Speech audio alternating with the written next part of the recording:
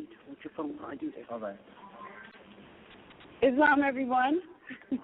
Welcome to Moor's Heritage and History School. We start off each class by reading chapter 25 of the Holy Quran, divinely prepared by Noble Drew Ali. I'm going to read it, and if you are in agreement, after I finish reading it, affirm by saying Islam. Ye are the children of one family, provided for by his care, and the breast of one mother have given you suck.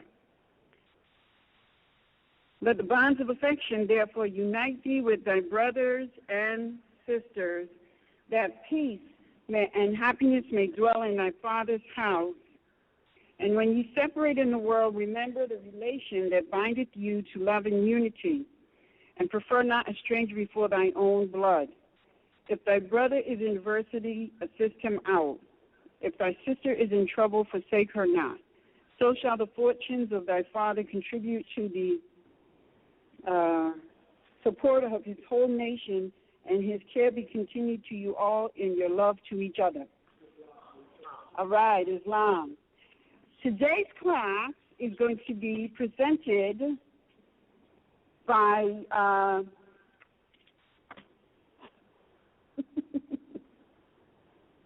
Abdullah Mosi Bey, and he is going to be talking about etymology, history, law, and other things.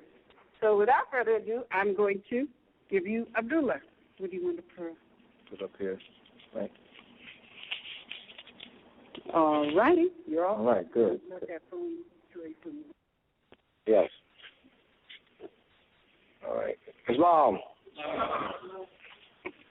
Been a month since I've been here. Assalamu alaikum. Later makeup. Coming to the light. Like Daddy.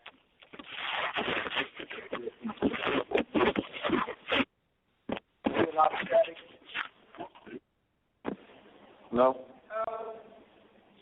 No, I'm talking about with my phone.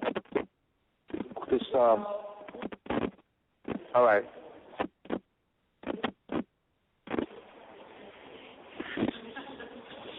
No, it's I think it's these.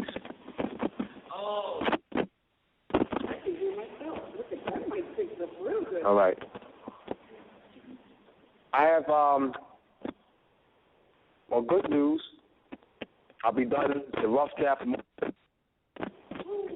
So we started the editing of it. Long journey, long. We'll be starting the editing. Next week I'll be done the rough draft, and then a week after that we'll start the editing of it, and the layout about 3 weeks after that. We're looking to have the book out for sale around between July and August. I'm going to sell it for $33. Buy it. All right.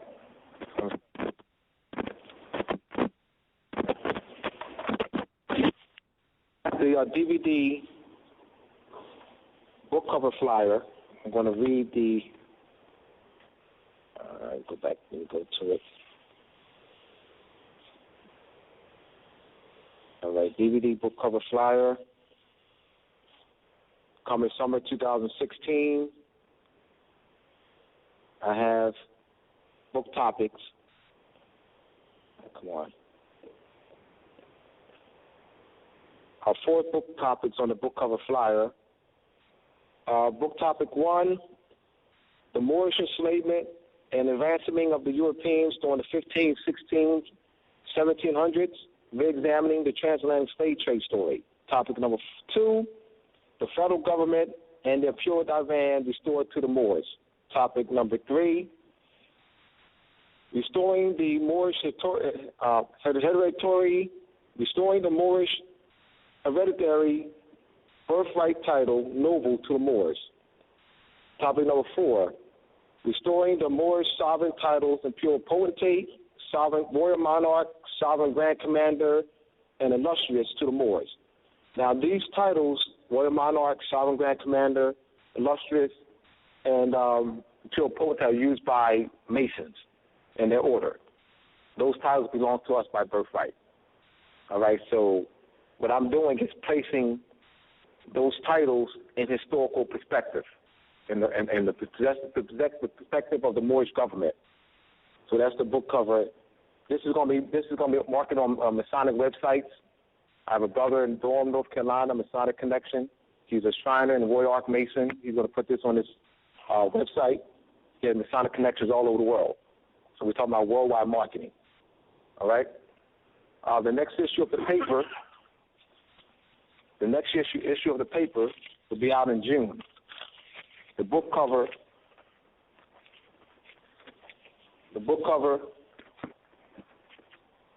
is going to cover the entire front page of the paper.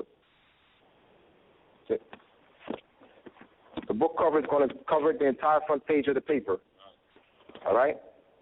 We're going to be set up marketing distribution where the paper is going to be distributed in the Washington Mall as well as other places. But we're going to make sure that we get it distributed in the Washington Mall, near the White House, near the Moorish Palace, near the Moorish Supreme Court building, and the Moorish Capitol building. All right? So we're talking about some serious big-time marketing and distribution. I have distribution set up all over the country already. The paper can be bought online, and so it can be sold. It's also sold outside the country. All right? Now, this book, Illumination of the Mind, the Ancient Musical Scale, Pineal Gland, Melanin, DNA, some of you remember will be out next month. So hopefully the next time I come, I'll have it. That's the plan. I'll have it in a 1 month. It's being laid out right now. That's not out of my control. I don't do layout and design. So I have someone else who's doing layout and design, and she's been on it for the past couple of weeks. Hopefully she'll have it done. And it won't take too long to get it printed. So hopefully I'll have the book. I'm going to sell it for $20. The book will be sold for $20. So if I don't have it, next time I come, I'll have the after that. I'll make sure I'll do that. I'll probably give Ross some copies, but I'll definitely have it. No, it's 33, right? This book will be 20. This book is coming out next month. This book will be 20. I want to make sure. The Moors and Macy Part 1 will be sold for 33. That'll be out around July, August. All right? 33 is a number that they use, a sacred number that relates to the Schumann resonance, then with the frequency of the earth. Now, in the movie Man of Steel, the latest Superman movie that came out about 2 years ago, Superman is 33 years old in the movie. Those who took over Earth. In order to do that, they had to change the frequency to that which they down from Krypton to Earth. And you saw them, the cars lifting up, boom. So you will be going back down. For 33 relates to that. It's not just for the sake of being sacred. 33 degrees is a static. It's this. It's not this mic. I hear those static over the ear. That's because bugs. Oh. They're a little messed up. I just noticed that a few minutes ago. Oh. All right. That's what I have to deal with. Everything about it.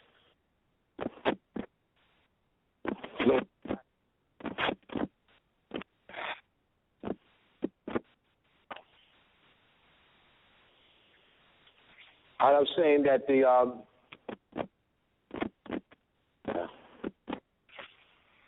number 33, as I said before, relating to the Schumann resonance and the called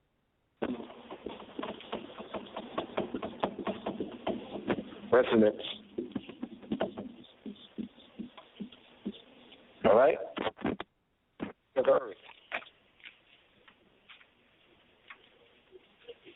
Frequency of the earth.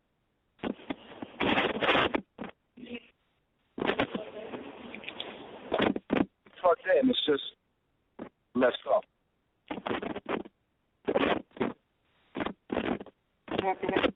No? I don't need to plug it in. Oh, all right. All right, I see this. I can put it in my pocket. You know, I can put this in my. All right. I don't need to plug it in. Oh. Thank you. Oh my goodness. So I can just put it in my pocket. Oh, I'm good then. Thank you. Oh my God, that was because it was distracting me. And it was losing my concentration. All right. So Masonry deals with our ancient science. Dealing with, in this case, the number 33, dealing with the frequency of the earth. Not to really concentrate, I can flow now. Dealing with the frequency of the earth. The Europeans have taken our ancient science and the word shrine and enshrined it. Shrine means a bookcase. So they actually created a shrine, of our ancient knowledge. And they have taken the mathematical tools that they're calling symbols. They're not symbols. They're mathematical tools. They're like a ruler. If I had a picture of a ruler, you wouldn't call a ruler, even if it's a picture, you wouldn't refer to a picture of a ruler as a symbol. Nobody does that. They say, what? It's a ruler. That's a picture of a ruler. You know its function, all right? Well, what I'm saying to you, just take that. What they're calling symbols are not symbols. Those are tools, measurement tools. The compass and square is a measurement tool, all right? What they usually call the royal arc symbol with the circle, the triangle within a circle. That goes with spherical trigonometry. Spherical trigonometry is used for navigation and for astronomy. What you're doing, you have plane trigonometry, you have spherical trigonometry. In navigation and astronomy, you're measuring stars, on a sphere. So this here is symbolic of that. So the knowledge of that has been lost in the general society. So they see these Masonic symbols, not knowing that they're dealing with math, calculations, astronomy, navigation. So this is where I'm coming. I'm connecting with them. I'm telling you, I'm connecting. I am getting Masonic. I am getting their attention. I am getting Mason's attention. Because I can break this stuff down. I'm reclaiming it. This is our stuff. All right? So it is said that you have to be part of the order. Remember, that is our science. I'm not just saying it's ours. I'm explaining what it is. Saying it's ours is not good enough. You have to be able to break it down. I'm claiming it by explaining its meaning and function in society. And begin and finding out that a lot of Masons, high-up Masons, don't even know this. I'm telling you, I know I'm connected with Royal Arc Masons, Shriners. They've been involved for 20, 25 years, and they had no clue. This is not taught like this on this level. They pay dues. They burn gewgaws, passwords, grips. And even the different grips, that's neutrals. That's yours. Even the different grips and hand motions, those are neutrals. It didn't originate in the lodge with them. It was taught in the lodge, ancient secret societies. All right. So this is the key. So I'm looking forward to getting more Masonry out. And I think you're really going to like it, because that gives you, in that book, I provide multiple sources. I'm talking about letters, treaties, over 50 books. I reference over 50 books, multiple sources, so that you can have credibility when you have the book in your possession. all right, that you'll be taken seriously when you have the book in your possession. All right? That's why I say it's giving it it's a historical book, all right, dealing with history. And I broke down more information when I was here. I did part 1 and part 2, and you see that I showed that during the time period of the so-called transatlantic slave trade, we had Europeans in slavery. We captured hundreds of thousands of Europeans and held them for high ransom. So they concocted that transatlantic slave trade story. So what I'm challenging the reader to do is to re-examine the transatlantic slave trade story in the context of our enslaving Europeans. A lot of Europeans are not aware of this. That we actually, when slavery is talked about in the general public, is what it's talked about with connotatively speaking, whites enslaving blacks. That's all you hear. That's all you hear. And that's a false paradigm. Absolutely false paradigm. Moulay Ismail, who ruled as the Emperor of Morocco from 1672 to 1727, while King Charles II was in power, even Queen Anne, in 1704 to 1714, Queen Anne was in power. You know, he held Europeans in captivity, negotiated a treaty in 1683, 82, sent one of the Moorish ambassadors to England, and disregarded the treaty. I mean, this Moorish emperor was ruthless. They call him bloodthirsty. So we had so what I'm showing in that book is our power, our political power during that time period of the transatlantic slave trade story. All right? We are indigenous and aboriginal to this land. But I want to give the people documentary evidence, something in which they could sink their teeth in, to show through documentation that we were in a position of power, and also show the motive of why the Europeans covered it up. Because they don't want you to know that you were in power during that time period. So you don't question the transatlantic slave trade story.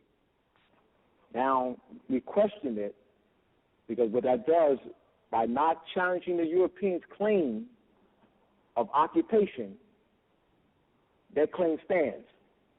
We must challenge their claim of occupation. They're occupiers. They're not Americans. They're colonists and occupiers. They're English, they're Irish, they're French, they're Germans, they're Welsh, Scottish, and so forth. They're Dutch. They're not Americans. And being, as you know, we said before, being born here does not make anyone an American. Not even you. Why? Why? Because it's based in what? Blood, and not where you're born. That's why. Just singleness, and not just solely. It's not based in where one is born. It's based in blood. This is what they suppressed. I'm American. I was born here. Oh, that don't even make me an American. What makes me an American is my blood. My Moorish blood makes me an American. That's what makes me American. I was born in China, Iraq, El Salvador. All right?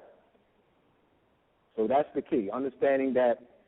So the Europeans have put out these occupational colonial paradigms to maintain occupational rule of our land. So they control our territorial sovereignty. And God is calling the portion of our land United States. The United States is not a place. So if you say you were born in the United States, this is what you're saying. You're saying that you're an artificial person. You're an artificial person created by occupying colonial power on paper. You go to the United States, you can't go It's not a place. The United States is not a place. It has no miles. It has no airwaves, no longitudinal, latitudinal lines, no anchorage, no hills, no valleys, no rivers. It only exists on paper. Right here, United States right here. On paper. So you want to go to the United States? Here you go. Go to it. Go to the United States. You create artificial person. You're claiming to be an artificial person. I was born in the United States. So born, I got you. Give me a minute. Born in the United States. Born in America. The word born takes on two different meanings. Born in the United States, born in America. That's the word born. Born in the United States, born in America. When you say you claim to be born in the United States, like I said, you're claiming to be an artificial person. Constructed on paper. When you claim to be born in America, that takes on a whole different meaning. Because America denotes the land. The United States does not. And America and the United States are not interchangeable as though they have the same meaning. That's the fiction. American, United States. In fact, I got another book coming out, y'all. What I decided to do was take chapter 2 of Moors and Masonry, which was really the deceptive meaning attributed to the name America. Can you give me my book, please? Somebody, please. My book, don't let my book cover. My book, the blue book, on that table, please. Thank you. This book, what I did was I added 50 pages to this book. I wrote this book in 2005. Sister Nika laid it out in 2006. I added 50 pages to this book, right? I was going to make it part chapter 2 of Moors and Masonry. Because I didn't want Moors and Masonry to be so long, 450 pages, I took it back out, all right? And I changed the title. I'm going to change the cover, all right? The new title of this book, which is 50 new pages, which will be out, and Sister Nika's going to be laying that out about June or July, all right? That book will be sold for $20, all right? So I got 2 books coming out in the summer and another book coming out next month. All right, I'm getting them done, y'all. Getting them done. The new title of this book is American ?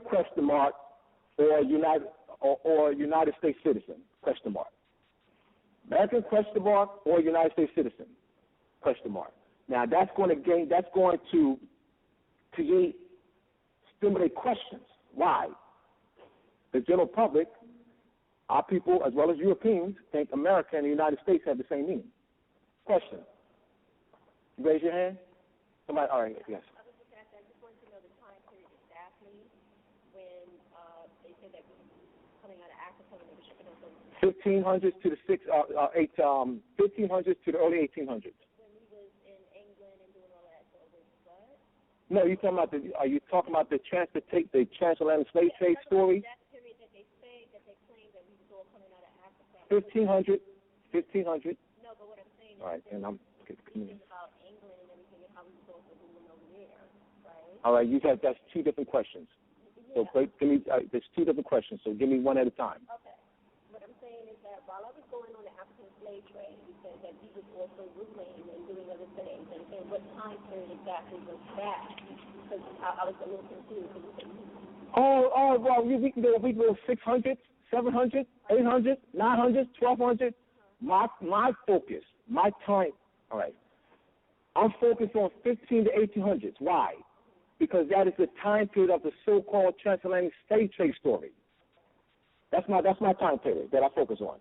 We before that, 14, 13, 1100s, all right, 1200s, 900s, 800s, yes. All right. And though I reference that and talking about our rulership over Spain, right, but the time period I focus on is the 1800s. That's the major time period because that is what they claim. That's the time period which they claim to have brought over 10 million of us. All right? So I want to show our rulership during that time period. All right? Now, another question? No, you just saying that King Charles was a Moor or ruler. That's an English ruler. Now, you come to find out that a lot of those kings and queens look like us. All right? Yeah. All right? Another question. Yes.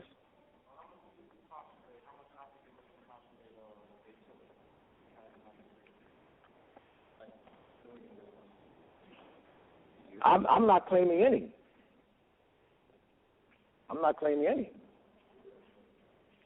I'm just saying that's what's been purported, 10 million. I'm not claiming any. You know? We, during that time period, I said we were capturing Europeans by the tens of thousands. You know, we ruled the seas. We ruled the seas during the 15, 16, 1700s. We were the trading, seafaring, and commercial power. And Spain had a lot of power. Aragon and Castile, through the marriage of King Ferdinand and Queen Elizabeth, united their kingdoms to form in 1469 was when they married, and they formed what they call Spain, which comes from the word Hispania. But Spain didn't exist as a nation in 1400, 1800, 1200. It was Aragon, Castile, Milan, and other nation states. It wasn't Spain. All right, Hispania was an area, but it was actually Aragon and Castile, and they actually brought the other kingdoms together to form what they call the modern day Spain. All right. All right. So, like I said, I'll have this book maybe in June or July. All right. So this gives you a preview. Any other questions before I move on? All right. So let's be very clear of the distinction between the generic term United States and the name American, or America. They're not interchangeable. All right?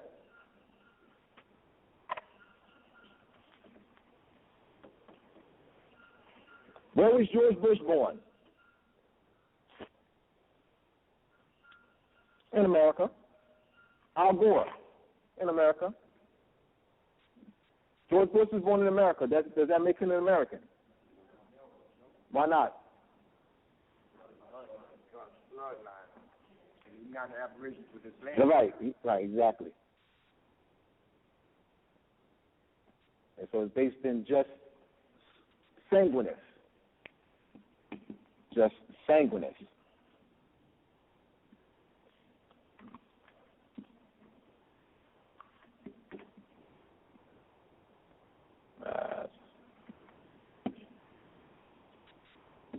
Just sanguine, Jew, sanguine. Is that right? S-A-N-G. Thank you. My mind.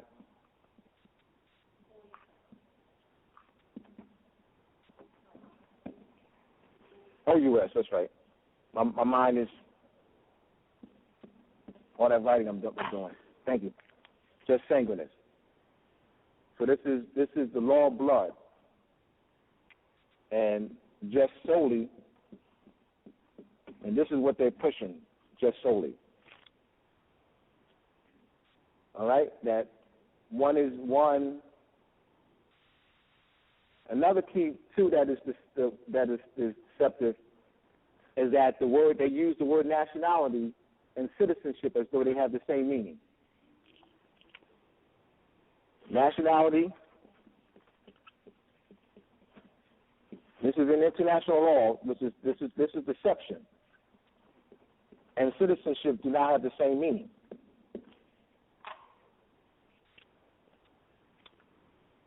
So nationality doesn't relate to citizenship here. You know, you're talking about sovereignty here. So what they've done was they suppressed the connection of sovereignty to nationality and interchange nationality as though, with the word citizenship as though they have the same meaning. So if someone says, let's use this. You have a English couple, Irish couple, French couple who relocate to China. While living in China, they have children. Would that make the children Chinese? Or based on the naturalization laws, if China has just solely and the naturalization laws, they would be what? All right, thank you. Chinese citizens. Not Chinese. Chinese citizens of French descent. Chinese citizens are what? Dutch descent. Chinese citizens of Irish descent. Remember, they're born in China. All right? See? By claiming to be Chinese, they claim what? The sovereignty. By Europeans claiming to be Americans, they're claiming that sovereignty.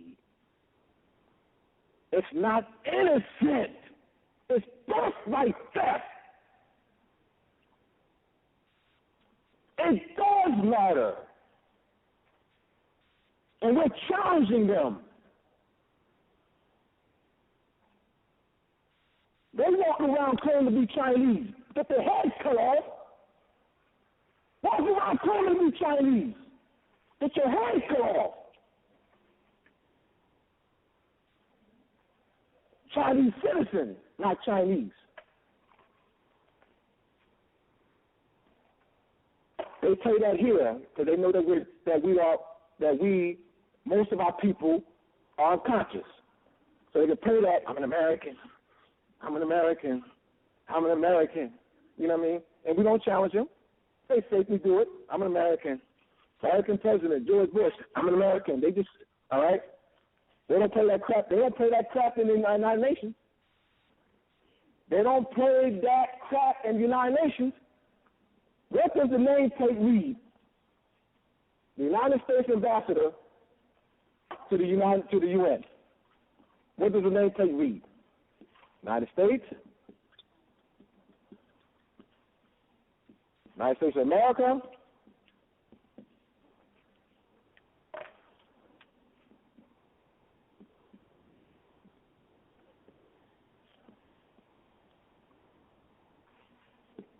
America. What does the nameplate read? He's sitting, the United States ambassador to the UN is sitting at the table, and it's a nameplate. No, none of those states there won't be abbreviation. It won't be abbreviation. All right. They'll have either United States or United States of America. All right. But does it read America? No. All right. Good. Just bring it to your consciousness. That's all. So bring it to your consciousness. All right. They just say it. They don't write it. You won't see any document with this by itself, American Senate. You ever seen that? Have you ever seen anywhere written American Senate? Or American House of Representatives? American Navy? American Consulate? Oh, thank you. Why not? Because they're not stupid.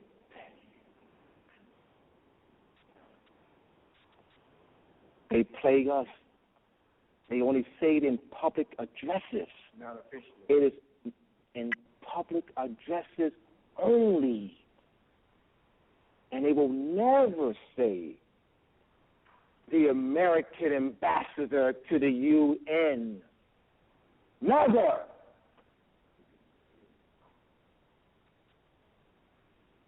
They say that on TV, but not in international circles. Notice where they say it. If they say it, where do they say it? Not in international circles. Bring it to your attention, y'all. One time on TV, American Navy. On TV show? On regular TV, I just saw the name to American No, Navy. you think it's regular TV. That's not. All right, hold on. Slow down. I'm gonna ask you questions. Was it a TV show? It was Like McKell Navy? Was it a TV show? Or was it Congress?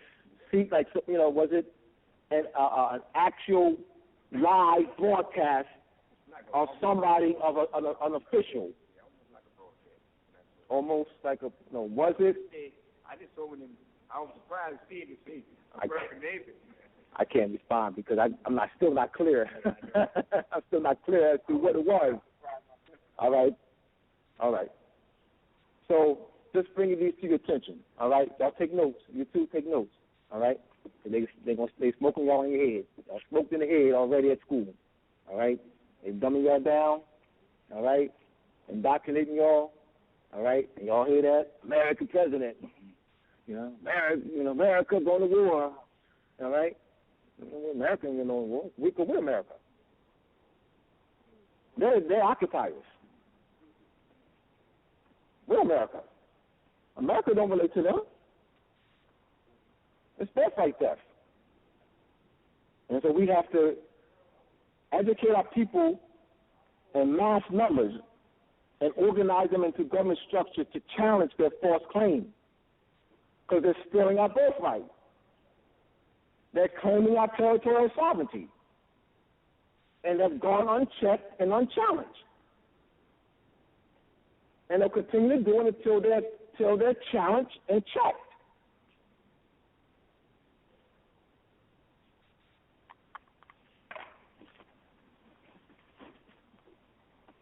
Always the blood, not where you're born. Never where you're born. You're connected to your mother. Doesn't matter where you're born. All right? Your bloodline doesn't change because you were born somewhere, Iraq or China. That doesn't change the bloodline. Just giving you something to think about, though, y'all. Because I want you to take this and be able to teach it to others. And be able to explain intellectually why George Bush is not an American.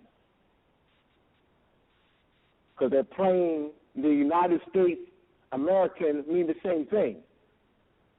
And it does not. This is the Webster's Universal Dictionary, 1936 edition. American, an aboriginal or one of the various copper-colored natives found on the American continent by the Europeans. Check this. The original application of the name. Let's read so definition number 2 they give. All right, number 2.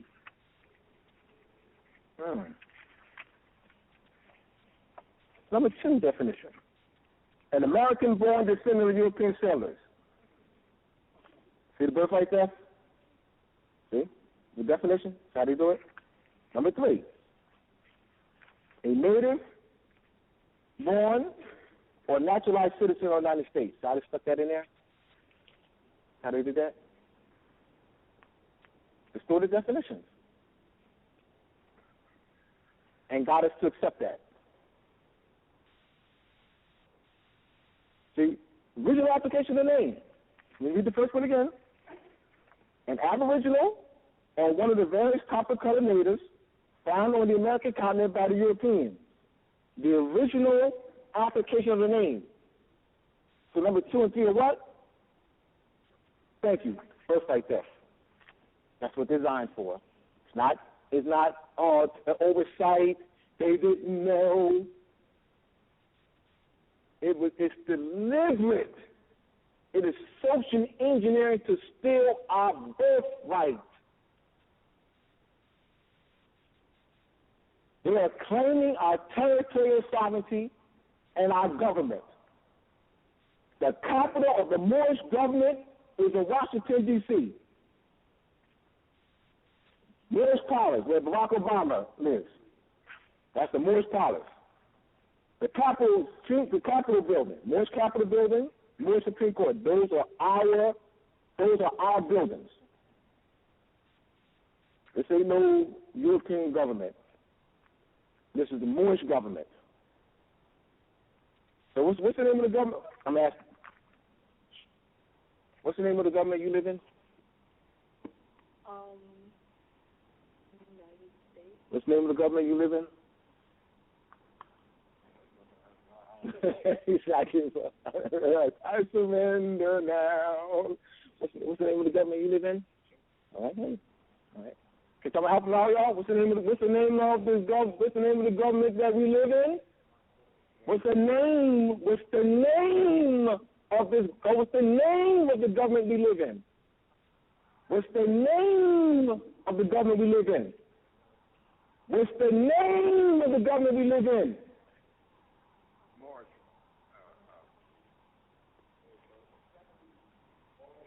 Thank you. Thank you. Thank you. Thank you. Morocco. Morocco. The United States is not the name of the government. The United States is not the name of the government. The question once again is, what is the name of the government in which you live? What is the name of the government in which you live? Thank you. The United States is not a government. See how they play this? You see why I'm here? See how they're playing us?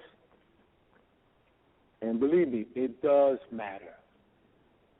It is a big deal. And don't let somebody smoke in your head and think that it convince you that it isn't.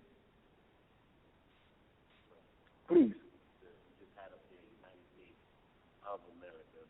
So if of means without, that's intentional. They use, all right, let me tell you why, let me tell you why I have it up there. Add it up there. They use both. They use both terms, all right? They use both terms. Let's put it back up here. Both these generic terms are used. They also use abbreviation in USA. All right, let's go. That's all four. All right, and they interchange. All right, they interchange all four with the name America. They interchange all four of these with the name America, as though they have the same meaning. All right, so these are the four that they use. United States of America, U.S., USA. Mexico uses this generic term, Estados Unidos Mexicanos. El Salvador uses the generic term United States of El Salvador. All right? This is not the name of any nation on this planet. The United States is not the name of any nation on this planet. Mexico uses it, but what's the national name? Oh, thank you. They don't say United States. They say Estados Unidos Mexicanos, the Mexicanos, United States of Mexico, but they don't use United States as the national name. Mexico is the national name. They got us using the United States as the national name. Just bring it to your attention, y'all.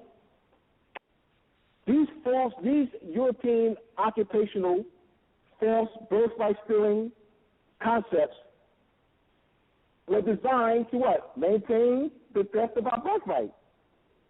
And they got us supporting them. They put the lie in you, so now the Aboriginal people, right, are supporting European occupation unknowingly. Let me clap.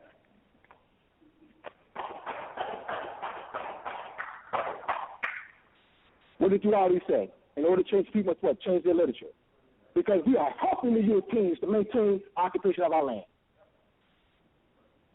We call them Americans all day long. Stop calling them Americans. They put the social engineering tactics in you so you can support their occupational claim. Clever. It can be easily done because they control the institutions. They control the literature.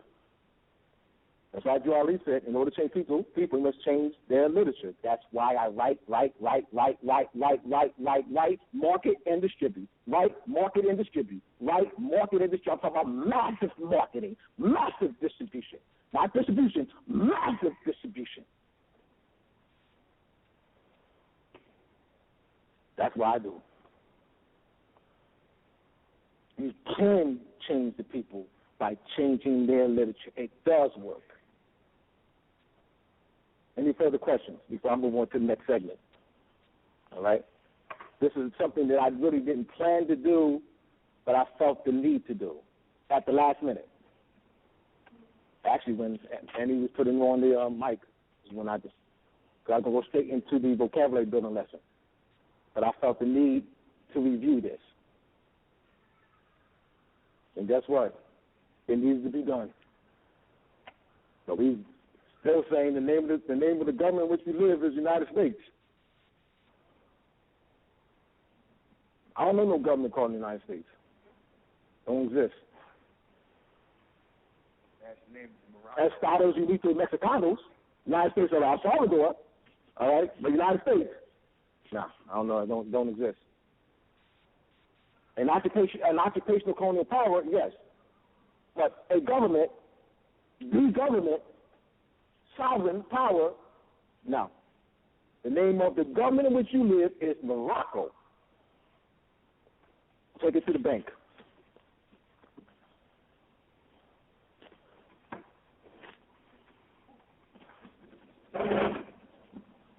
You have to speak with that conviction.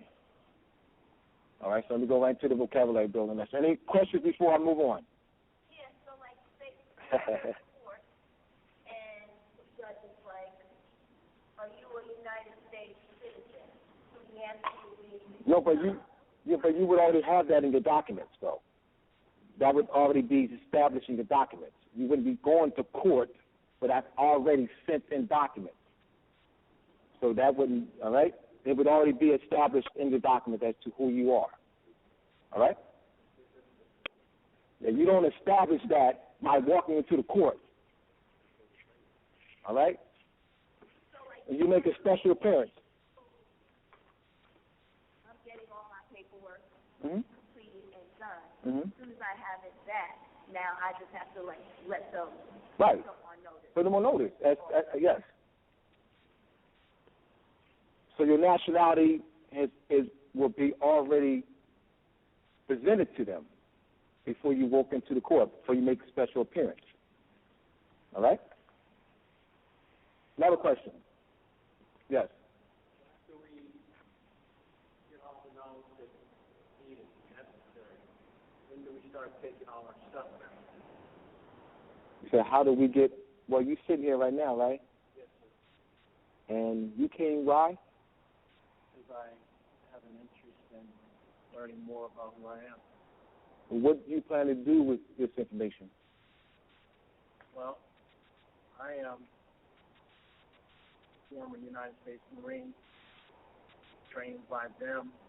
I want to start training our people. I want us to have our own police academy.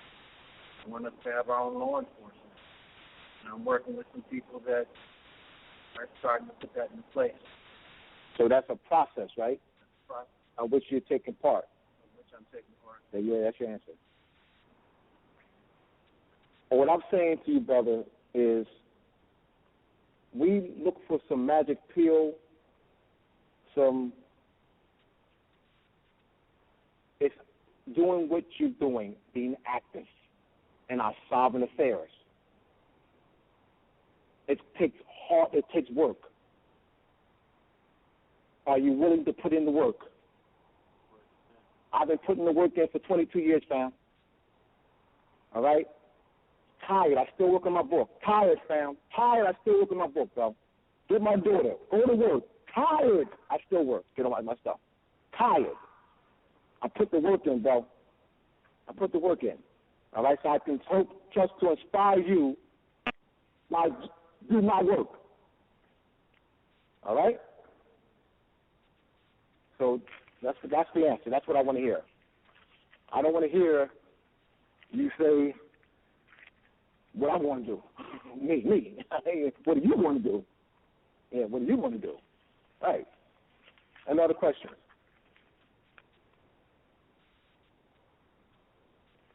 All right.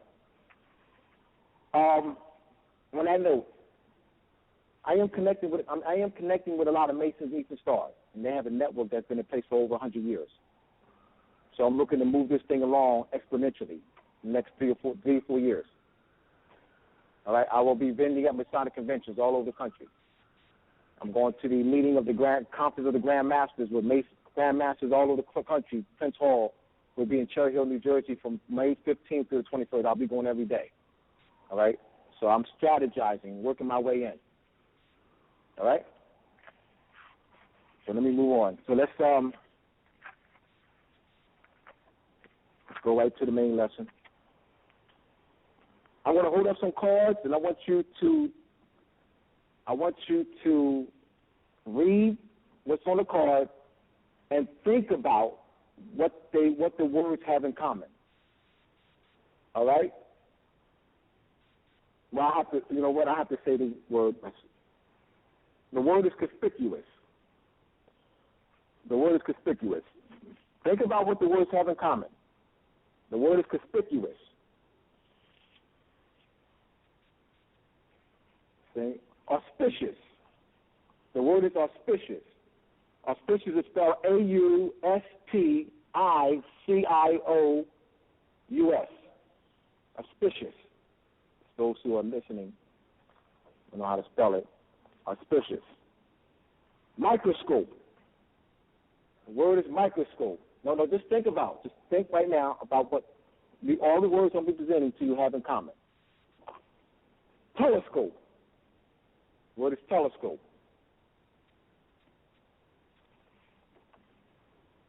I've done this before, but this is a new group. Microscope again. Stethoscope. Stethoscope. That's S-T-E-T-H-O-S-C-O-P-E. Stethoscope. Next word, specific. Specific. Specific. You're gonna see where it goes. Spectrum. Spectrum. I'm sorry, I'm moving it from spectrum. Forgot about the camera. All right, next word. Spectator. Spectator. Spectator. I'm saying it 3 times for those who are listening. Inspector. Inspector. All right, inspector. I'll take notes. All right, you writing these words down? Retrospection. Retrospection. Retrospection.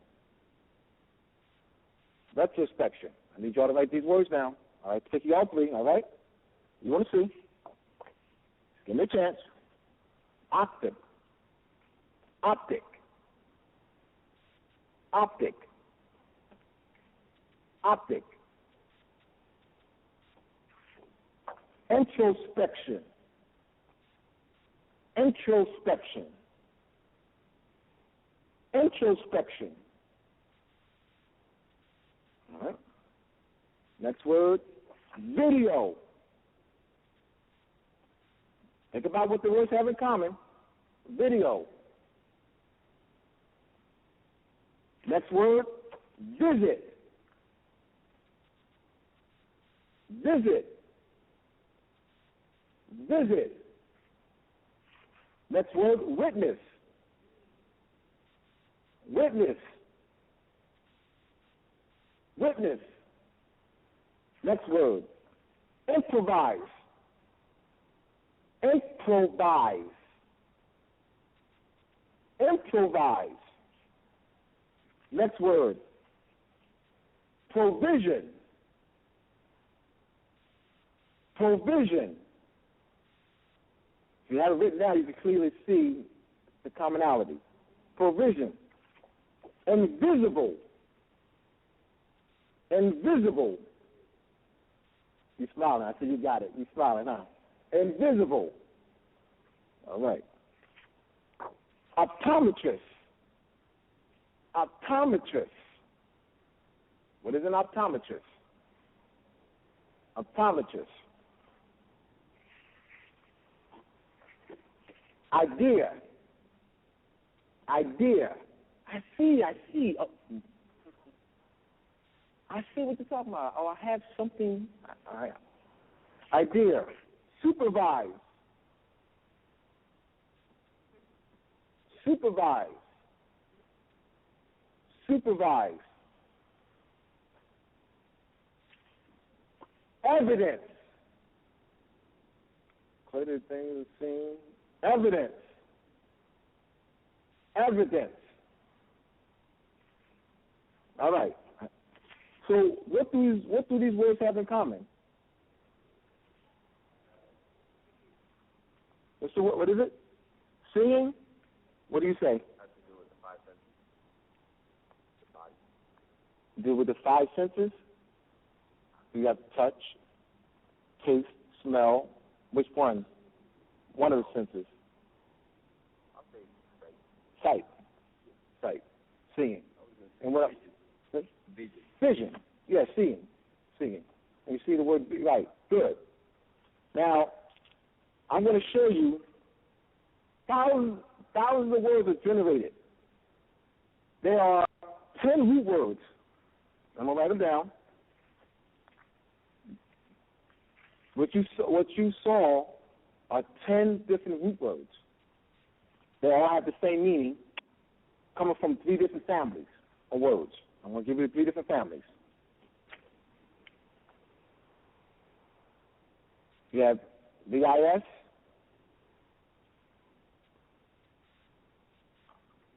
VID, WIS, WIT, scope, spec, SPEC, all right, SPIC, SPIC, and OC, and OP, OCOP, all right? Now, these come from 3 different families of words, 3 different Indo-European roots, all right? WID, one Indo-European root, SKEP, one Indo-European root, OK with the W and the higher up on the upper part of the K, all right? Those are Indo-European roots. Those are found in the back of the American Heritage Dictionary of the English language. The American Heritage Dictionary of the English language, you will find the Indo-European root section. Indo implying Sanskrit, all right? Indo coming from actually Sindhu,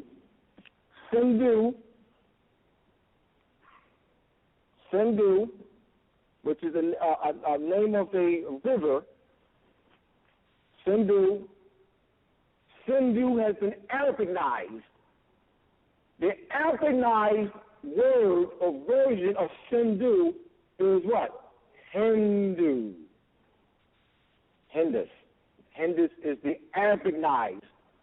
All right? The Anglicized, all right? See how I'm doing it? All right? Indus. So Sindhu to the Arabicized, Hindus to the anglicized Indus. All right?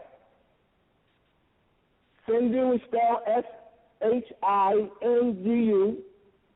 The Africanized version is Hindus, Hindus. The anglicized version is Indus. Sir Walter Jones in 1717.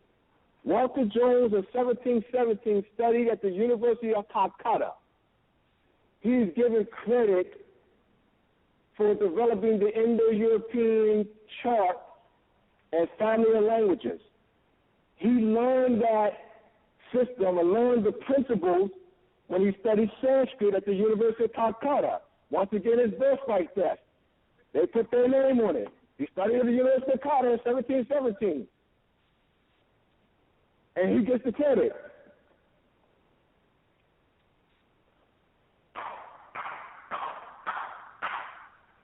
What did Dow Jones call them? Dow Jones called them culture bandits. Culture bandits. Good term. Good term. All right? So you have, once again, the Indo-European root, W-E-I-D, and the root words that are derived from that is V-I-S, V-I-D, W-I-S, W-I-T. All right, that's three. And then you also have, there's another one. You have I-D, five. There's five of them. Let me give them again. The V-I-S, V-I-D, W-I-S, W-I-T, and I-D, as in the word idea, or idol. Idol, idolize, idea, all right? That's in the European roots. W-E-I-D. I'm sorry, is it? I turned this. I don't want to. Somebody help me. Just turn it back. All right, thank you. I don't want to do it by myself. Got it? A little bit? The Indo-European root, S-K-E-P. You have four roots. S-C-O-P-E, scope. S-C-S-P-E-C, S-P-E-C, spec, spit, S-P-I-C. And then you have the O-K and the W, which is on the top part of the K, O-C and O-P. Those are 10 root words that generate thousands of words. So you study root words by family, not individually. Not the way y'all taught in school. But they give y'all one word at a time, and so you study words and family. What is this family? So the word vision. The family that the word vision fits in is this. In the European root, W-I-E-D. So once you know the family, then what? Then you know the words. Now, that word, the root word, V-I-S, and the word vision has other forms. So the question is, does the root word vision, viz, and the word vision, have other forms? Yes, it does. V-I-D, W-I-S, W-I-T. This is English, W-I-S, and W-I-T are English, V-I-S and V-I-D are Latin. This helps you increase your vocabulary systematically. It's not complicated. It's a system. You don't study word by word by word by word by word by word. You study words in family. All right? Scope, spec, and spick come from the Latin. They all mean look or see. All these root words, all 10 of them, come from 3 different families. The words all mean look or see. So you have 1,000 words that contain these 10 root words. You should be able to learn those 1,000 words in about a week. Why?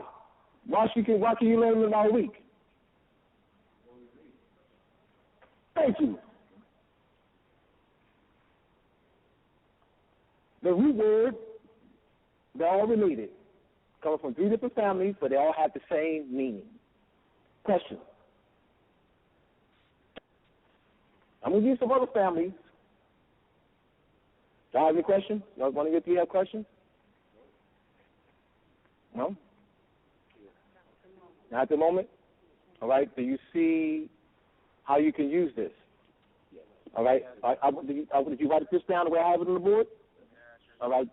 All right, good.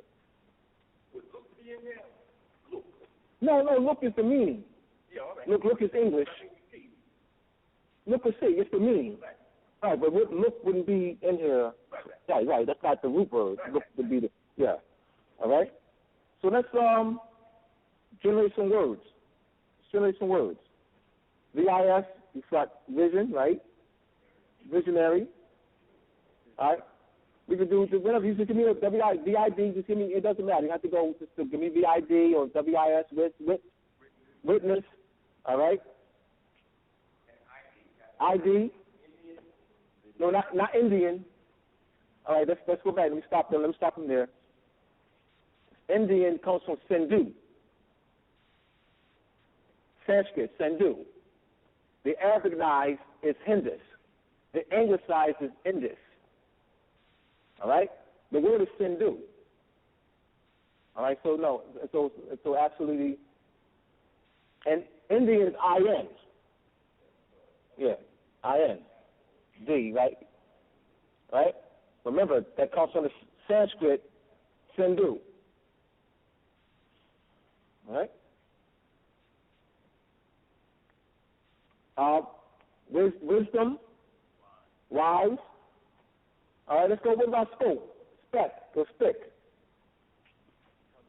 Telescope, periscope, microscope. What about SPEC? Spec. Speculation, specular, spectacle. All right? Spectrum, special. What about OCOP? Aqua op. All right? Ocular. The optometrist would be here. Optometrist. Opportunity. Opportunity, OP is a prefix. OP is a prefix. All right? Occur. OP is a prefix in the word occur. So you have OP and OC. Those are prefixes. All right? So we get these. I'll give you some more families. All right? More families. So you're talking about this generates thousands of words here. Thousands. And so we're studying words in family. There's a book called The Family of Words by Mario P. P-E-I. The Family of Words, you want to get that book. Mario P. M-A-R-I-O. Mario P. P-E-I. P-E-I. It's called The Family of Words, the name of the book. The Family of Words. The Family of Words. Very good book.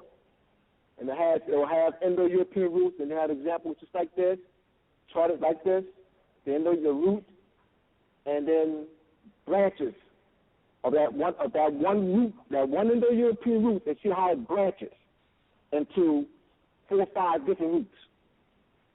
All right? And then examples, each one. It's fascinating.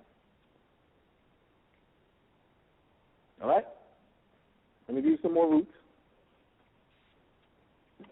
And you have another root word that generates thousands, Indo-European root, STA. STA.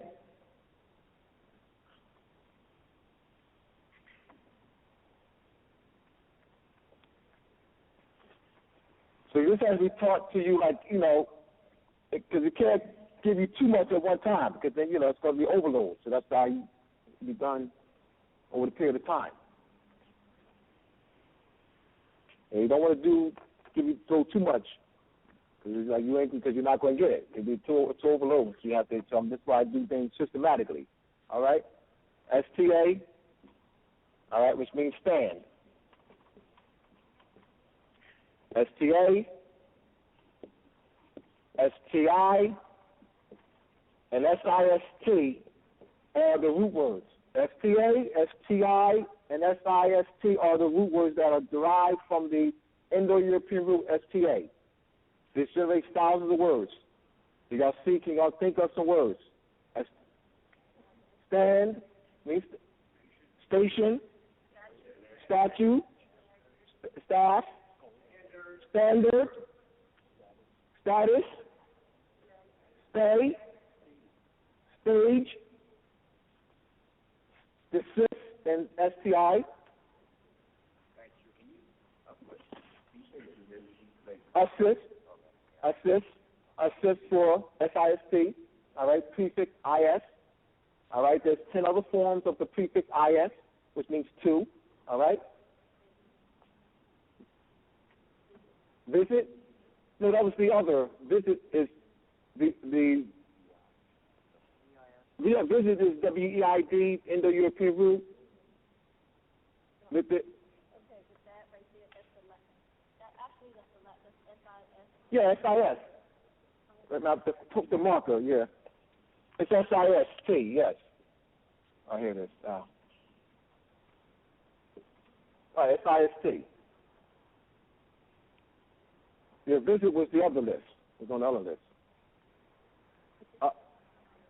Sister wouldn't go. No, sister's not one of them.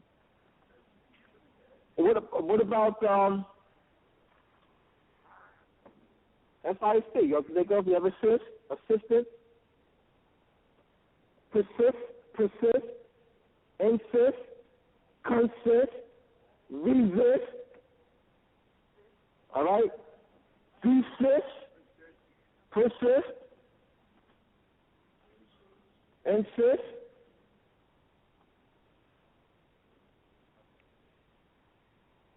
All right?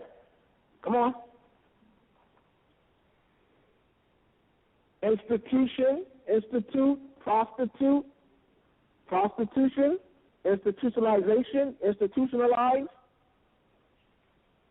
restitution, as STI, restitution, prostitution, institution, institutionalization.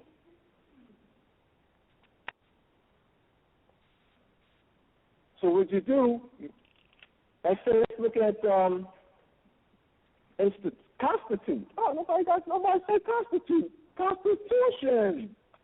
Constitutional. Constitutionality. Unconstitutional. All right? STS, stipulation. STI. Mm-hmm. So how you see, and the movie A Killer in the D, Dr. Larrabee, played by Lawrence Fishburne, and Kiki Palmer played the character Akira. Well, Akira was at Dr. Larrabee's house for a lesson, and Dr. Larrabee had a list of words on the board. The first one was solar terraneous.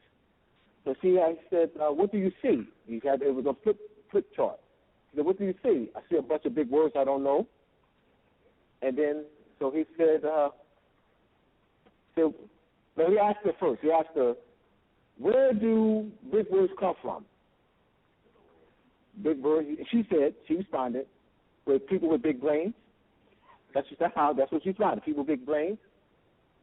He said, big words come from, thank you. And you know plenty of little words, right? So big words come from little words. So let's look at that. Let's use STA. We're going to use this system here, use the number line system, all right? One, so let me start here. I'm going to start at the top, because I want to show, we're going to build the word. We're going to show you that big words come from little words, right? We're going to start with the root word STA, all right? And my marker. See? So let's look at stable. Stable. All right, so let's start with stable. All right, that's one. So stable has one suffix. So let's increase it. All right, so start stable to what? Stabilize. All right, so we got one prefix to what? Two prefixes. So now see, big words. Start what? With the root word STA. All right, we add the suffix bell to create stable. Right? Then we add another suffix is to create stabilize, and we add another suffix to Asian. There you go. Big words or little words. All right? Stabilization. There we go. I put the E in parentheses because the E is dropped. The E is dropped and the ATION is added. Because it's a sound shift. All right? The shift in sound. Stable, stabilize, stabilization. All right? So one word, one prefix, stay in the word stabilize, stable. Two prefixes in the word stabilize. One suffix in the word stable. Two suffixes in the word stabilize. Three suffixes in the word stabilization. So see how you're building? And we're using a number line for those who are listening. The root word goes under the zero. The root word goes under zero. The word can have as many as three suffixes. Stable has one suffix. Stabilize has two suffixes, and stabilization has three suffixes. So you have three here. All right. So let's add a prefix. This stabilize, right? This stabilize. So we add a destabilize. Or not this. Destabilize. Destabilize. So are we building on that?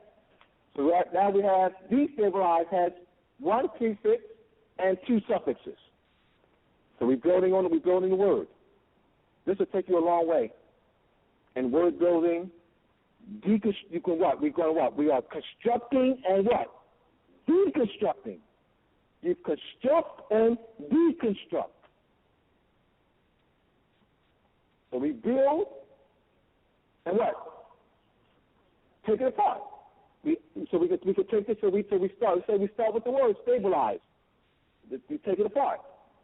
You place it in its proper area. All right. STA falls under the zero. Stabilize has two prefixes. So you have one and two.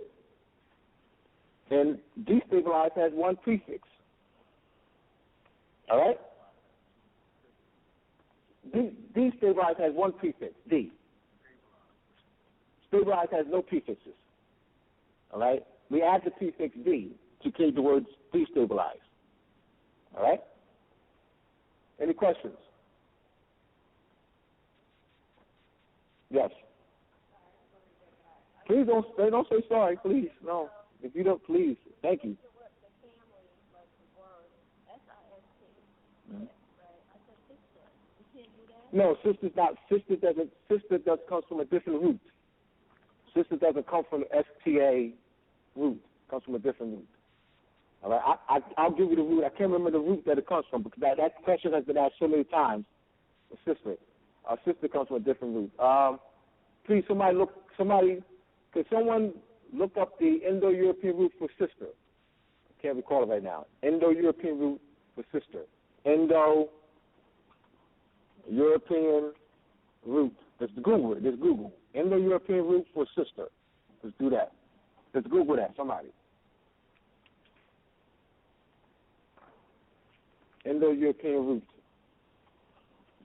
Sister. All right. Any other questions? That one I gotta keep that in mind, that one. Oh, thank you. Yeah, see. I'll give you another one. All right, so let's look at another root.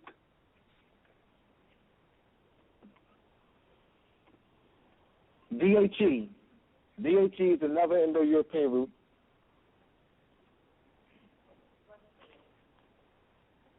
What is it?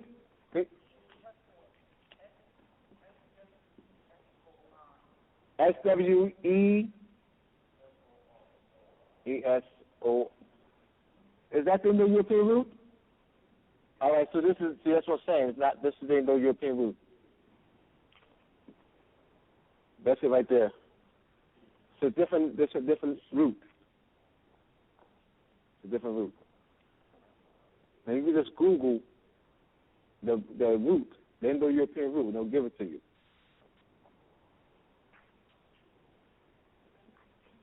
SWEESOR. Sweatsor. Here's another Indo-European root, DHE. DHE is another Indo-European root. And this is the root words FIC, FAC, FEC. All right? These are the root words. So you have, let's look at FIC, fiction, and fictitious, all right? Official for FIC, office for FIC,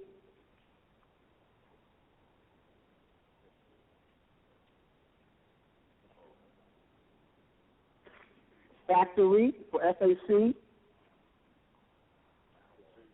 faculty for FAC, manufacturer for FAC, facility for FAC, sect, affect, defect, infect. Come on. They're all, remember these, and I'm sorry, let me give you the meaning. The meaning is make or do. All right, make or do is the meaning. All right?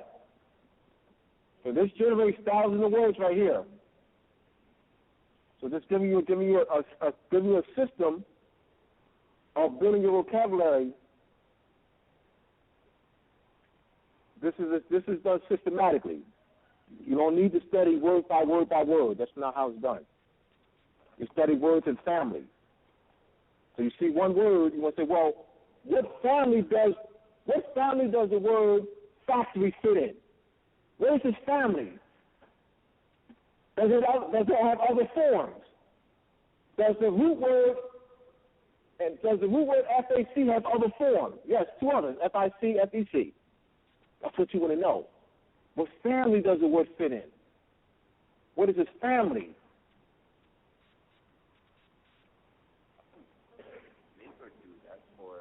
That's the meaning. Yeah, that's the Indo-European root. DHE is the Indo-European root. You get that in the American Heritage Dictionary of the English Language in the Indo-European root section. And comes from Sindhu, Arabicized, Hindus, Anglicized, Indus. All right? Suffice.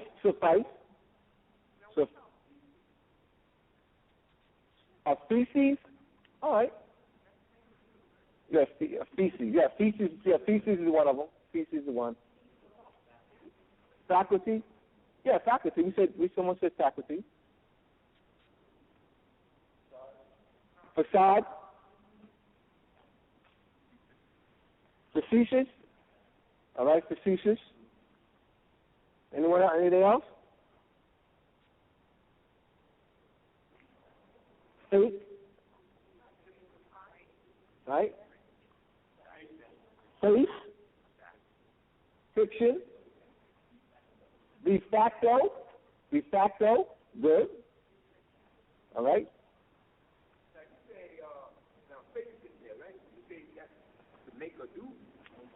Yes, faith. You know what?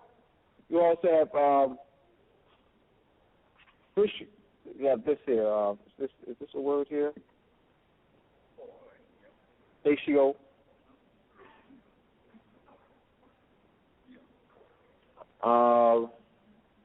Anyone else? Horrific, F-I-C, horrific.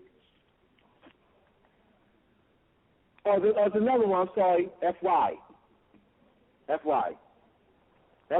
add that, F-Y, ratified, satisfied, modified, classified, F-I, so I apologize, F-I is another one.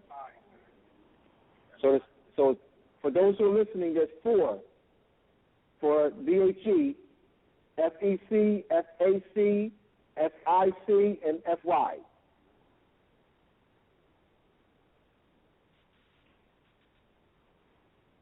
Classify, modify, ratify, satisfy, justify, and there's so many, all right?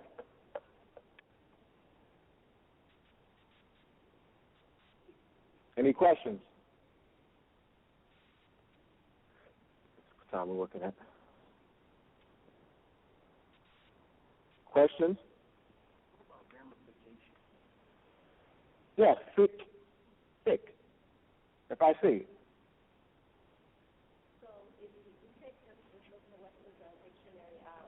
How would we go about, like looking at a word and you say, okay, for example, the word defect or whatever, we would relate it back to FAC, It's not. It's the American Heritage Dictionary. The American Heritage Dictionary of the English language, not Webster's. It's not in Webster's. Okay, American Heritage. Yes. All right. So what you would do? American Heritage Dictionary of the English language. So you have what word you want? What word?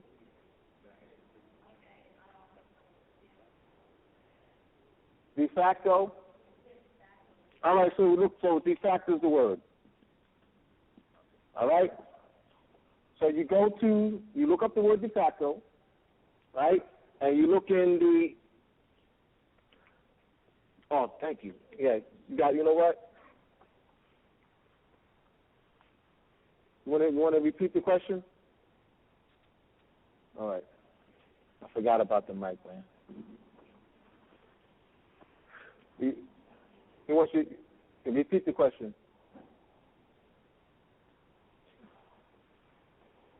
So, basically, said that we would use the American Heritage Dictionary. Mm-hmm. word factor. Mm-hmm. How would you go about it? All right. You look up the word de facto, and you look in the etymological brackets. All right? We have de facto, D, the prefix, plus fact. All right, so I'll say make, a do, see an appendix. This will be see an appendix. It'll be in boldface print. DHE. See an appendix, that's the back of the book, in the European section, DHE. So you go to DHE, go to the appendix in the European section, and look up DHE. And it'll be placed in the family of words. That's how you do it. So now you know all the words that have the same root word. And then you'll also see variations or other forms of the root word. FY, FEC, FAC, all right? Exactly, in the family. They're in the family. The family of words. In the book called Family of Words by Mario P. P.I. You want to get that too. All right, any questions? This is a systematic way of studying vocabulary. It's not random.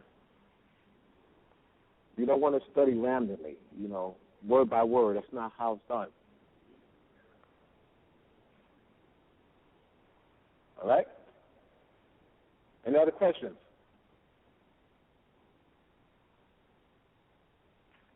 I can give you another one.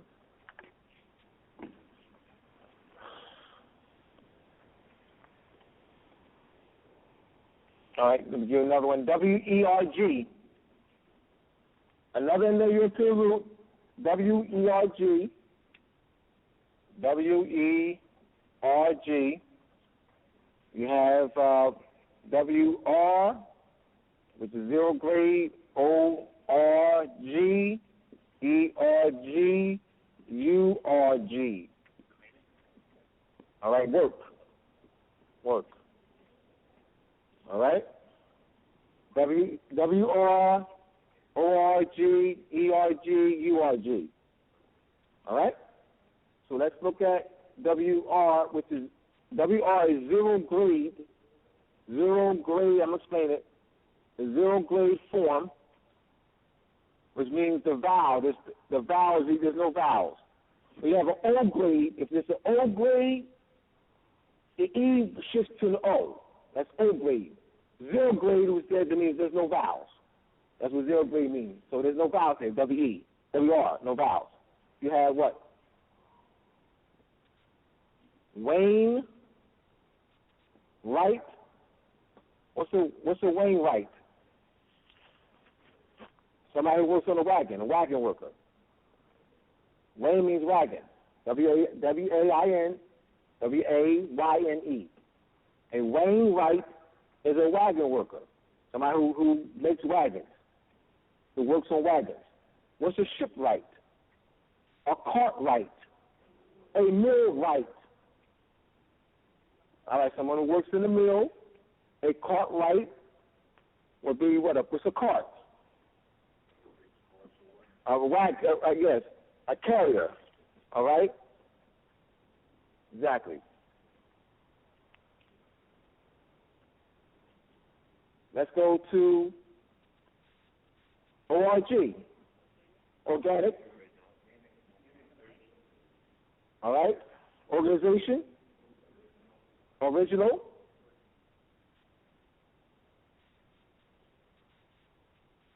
No, not original. Not original. Let me give you original, because I got to give them original, because you said originals. No, it's not original. All right, original, the root word is G-I-N. Another form of G-I-N is what? G-E-N.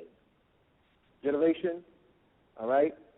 And you see, so you got here, you have G-I-N, indigenous, all right? Indigenous. All right, indigenous. You got G-I-N. Original. O-R-I means rise, as in the word orient. Orient. Orient is where what? The sun rises. Occident, set. Orient, rise. Occidental, set, means the west. Orient, the east. Sun, setting of the sun is in the west. The rising of the sun is what? In the east. The Orient. Occident, west. Orient, east. All right? Orientation. All right? Oriental. Eastern. Rise. All right? So that's different. O-R-I. This is the root word. G-I-N. Which means birth, source, origin. E-R-G. What about E-R-G? Energy. All right? Energy.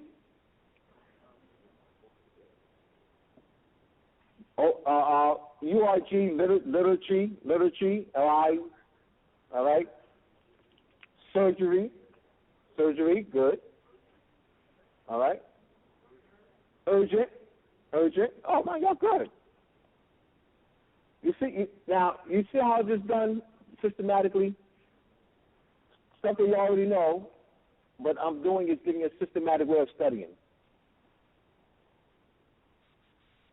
That's also some random way of just studying word by word. All right? Any other questions? So those, once again, who's also listening, the Indo-European root, W-E-R-G, the forms are W-R, O-R-G, E-R-G, and U-R-G. All coming from the Indo-European root, W-E-R-G. Once again, the dictionary is the American Heritage Dictionary of the English Language. The American Heritage Dictionary of the English Language. There's a book that I gave called The Family of Words by Mario P. P-E-I. Mario P. All right, just repeating for those who are listening. Questions? Yes. Oh, Mike, that's right. Oh, he got it. Thank you.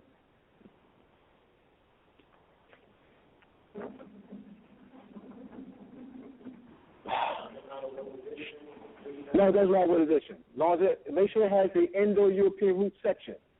The American Heritage Dictionary of the English Language. You have the collegian version. Sometimes they don't. The collegian version doesn't have the Indo-European root section. That's what I'm saying. American Heritage Dictionary of the English Language, doesn't matter what edition. As long as it has the Indo-European root section.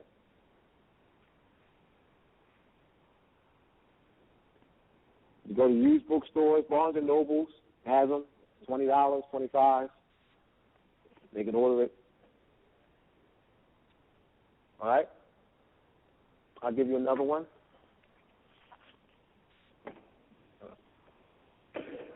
H-E. Let's see if I know this other one. All right, let me use this here.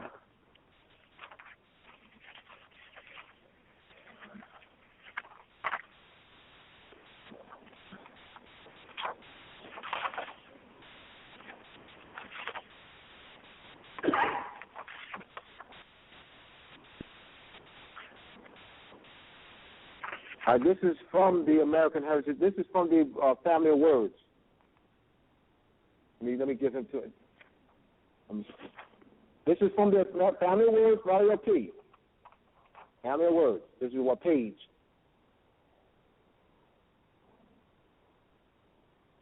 On the Family of Words. Yep. All right.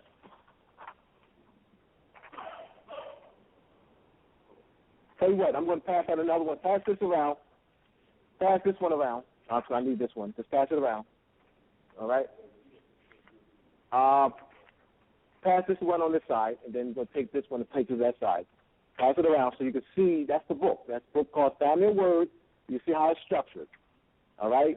You see how it's structured with the root word, the Indo-European root, and those root words is an example for each one. All right? That's why you want to get this book. All right? So let's look at the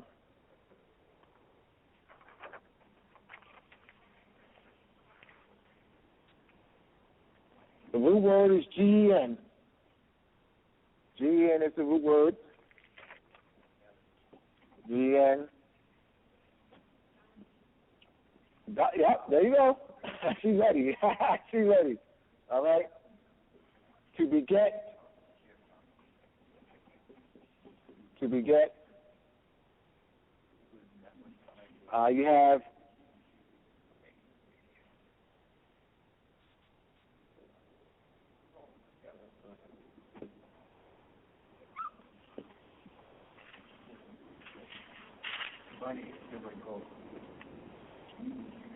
have the Latin here, Genesis.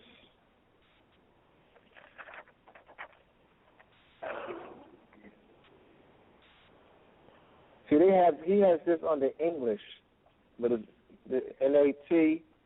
Let me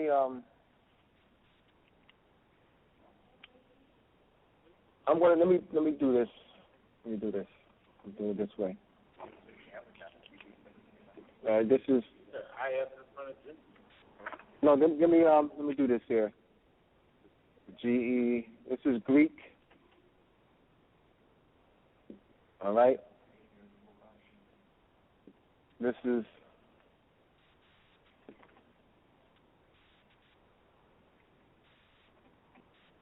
All right, because you also have G-N, and then you have English. Do it this way.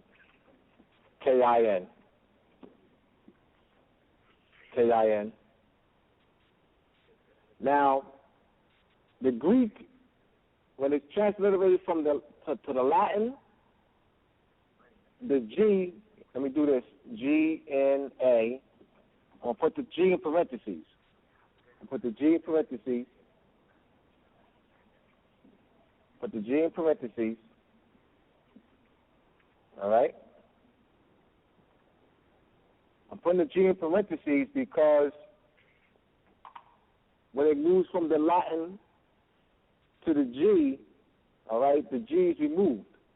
All right, so you have generation, in Latin you have nation. Nation. Gender, generation, genuflect, general. All right?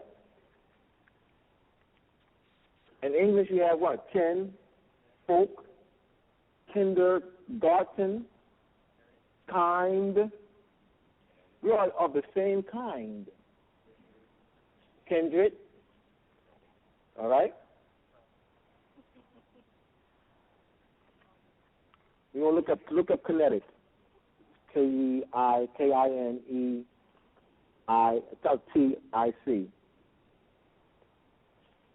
All right?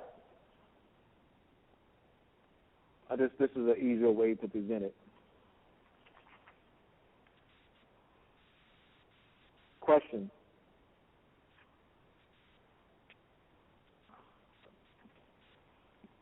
Radio. Indigenous. As in what? G-I-N? Indigenous. Aboriginal. Aboriginal. Now let me give you about Aboriginal, because I gave this to Rosalaya, but she called me about a year ago and asked me about Aboriginal, and she was saying that people was telling her that ab and the word Aboriginal means not. Ab and abnormal. Ab and the word abnormal means what? Not. Not in the word Aboriginal. They didn't even look the word up. If you look the word up and see in the etymological bracket, you see that ab and Aboriginal doesn't mean not. So they're assuming, based on the word abnormal, that ab means not because it means not and abnormal. But ab doesn't mean ab not in all words. It's taking some out of researching. All right? So ab means from, right? And I, Aboriginal. What does OR mean? OR means again? O-R-I, orient, orientation, rise. There you go. And then in Greek it means source. All right, source, beginning. All right, beginning. And the prefix, the suffix, AR means pertaining to.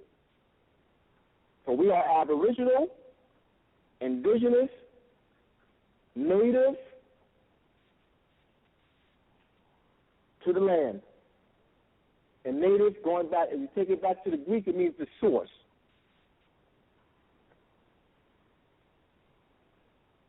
We are the Americans. And you don't have to say Native Americans. Why? Why is it redundant? Right. To be American is what? Native to the land. You need to see the Europeans did that. That's social engineering. The social engineering, the occupiers of Moorish land, our land, they created a term. We didn't. They did. They created a term, Native American, to try to make a counter-distinction to the Native American. So you have American. We just take opportunity. Native American. The Europeans created this term, Native American. Still the birthright. Here we go. Still the birthright. Yeah. American. Yeah, United States citizens, Native Americans. No, Americans are native to the land. It's redundant.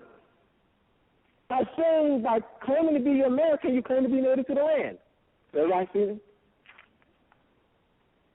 What I'm showing you, see how they do this, see how they create these distorted definitions through social engineering? They created the term Native American.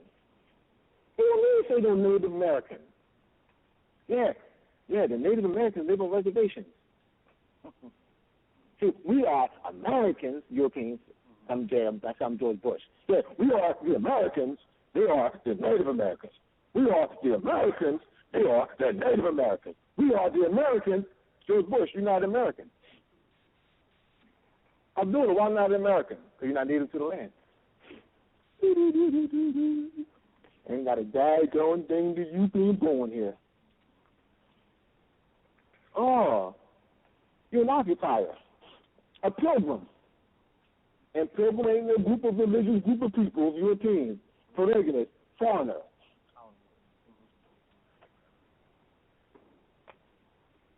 See how they control us? We don't even know language. They just tell us anything. That's how they maintain control.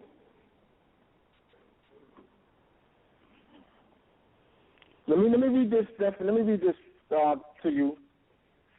This is from, since I'm on this point. What is a dollar? An historical analysis of the fundamental question in monetary law by Edwin Vieira, V-I-E-I-R-A, Jr. What is a dollar? A historical analysis of the fundamental question in monetary policy by Edwin Vieira, V-I-E-I-R-A, Jr. Let me read this part here.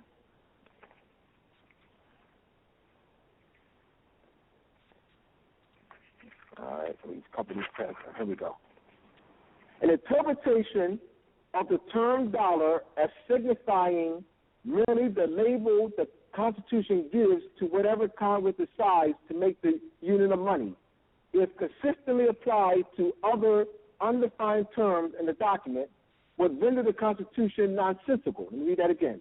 An interpretation of the term dollar as signifying merely the label the Constitution gives to whatever Congress decides to make the unit of money, if consistently applied to other undefined terms in the document, would render the Constitution nonsensical. For example, the noun year appears repeatedly in Article 1, particularly in Section 2, Clause 1. The House of Congress shall be composed of members chosen every second year.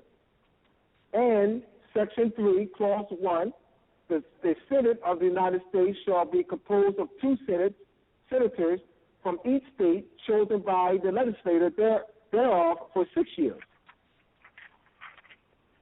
Self-evidently, the framers used this term with the presumption that everyone would implicitly understand it to mean the time of the year it actually requires for one complete revolution around the sun, rather than a merely empty shorthand for a unit of time within the discretion of Congress to adopt or change.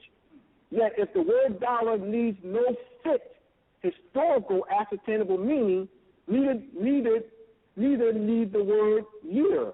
The principle of constitutional interpretation is precisely the same in both cases. If the noun year need have no meaning more fixed than the noun dollar does in present-day monetary statutes, as discussed above, then Congress could enact laws redefining the year so as to extend, for instance, the term of the House and Senate to 10, 20, 100, or any other number of earthly revolutions. Of course, Congress may, with constitutional priority, appoint astronomers, physicists, and other qualified experts to determine with scientific precision what the year actually is. Congress lacks authority. Congress lacks authority. Congress lacks authority.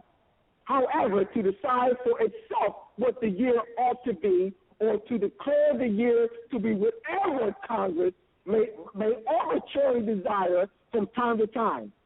Analogously, Congress may, with constitutional priority, appoint economists, monetary historians, and other experts to determine with chrometric accuracy what the dollar actually was in the late 1700s. In fact, this is what Congress did do under both the Articles of Confederation and the Constitution as described above. Congress has no authority. Congress has no authority. Congress has no authority, however, to decide for itself what the dollar ought to be. Besides constitutional history and logic, economic analysis and history support an interpretation of the noun dollar as referring to specific things, the character of which was as ascertainable historical fact that Congress was obliged to determine rather than as constituting merely a political label that Congress could assign to whatever it deemed expedient. The nominalistical view that would treat the term dollar as simply a convenient historical vacuous term for whatever Congress chooses to declare to be money and set up as a unit of value is incapable of answering the question, quote, what is an abstract unit of value, and passes over and decides the question, quote, before ratification of the Constitution, was the dollar something that it ceased to, before ratification of the Constitution, was the dollar something that it ceased to be thereafter? See the importance of language? Well, in this statute, it means this. In this statute, it means that. Yeah, in this statute, it means this. Yeah, you got to look at the context. Yeah, look at the context. So hold on. The meaning of the word changes because of the context? Come on, they playing us, man. Semanticists did that. The semanticist movement did that crap. The semanticist movement, that's social engineering. The meaning of dollar does not change regardless of what context. It comes from the Moorish mill. The value, it comes from the Moorish mill. The piece of 8, where a coin was broken up to 8 pieces. The Moorish mill, where the value of the dollar is derived, ruled the world.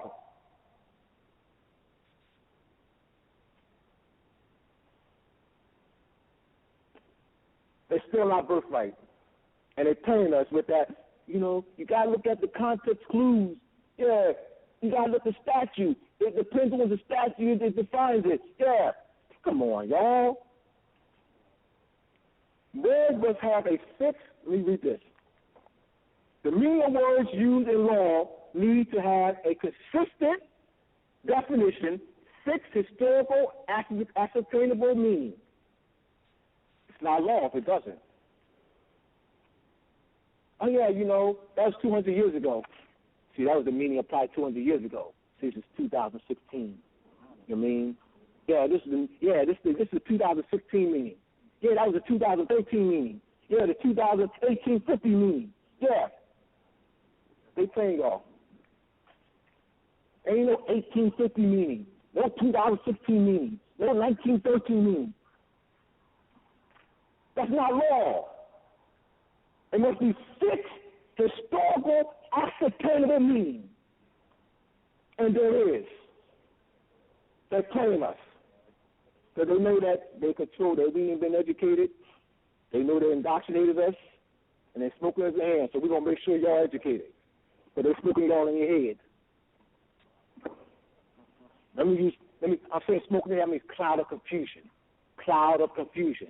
Distortion, deception, connotative deceptive meanings. So let me clarify smoked in the head. Smoke denoting cloud of confusion. Deception. All right? No. This is coming from. I gave you the source. No. This is. No. This is from this is an article. What is a dollar? A historical analysis of the fundamental question in monetary policy by Edwin Vieira Jr., constitutional lawyer. Edwin Vieira, Vieira Jr. This is him. This is his article. Yeah.